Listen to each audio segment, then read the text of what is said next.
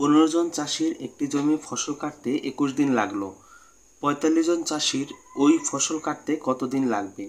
তো এখানে কত দিন লাগবে দিন চেয়েছে, তো এটা ঐকিক নিয়মে সমাধান করতে হবে। তো ঐকিক নিয়মে সমাধান করার জন্য যেটা প্রশ্ন চায় সেটা শেষে দিতে হয়।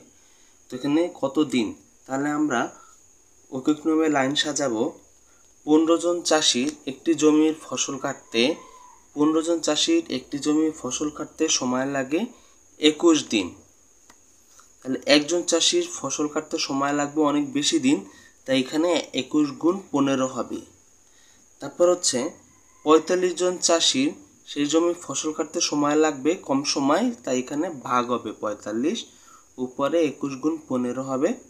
তারপর এখানে 15 দিয়ে 45 কাটলে 3 পোনা 45, 21কে 3 দিয়ে কাটলে 7 দিন।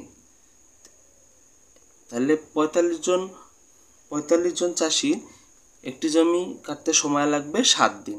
তো এখানে 7 দিনই হচ্ছে এই প্রশ্নের উত্তর।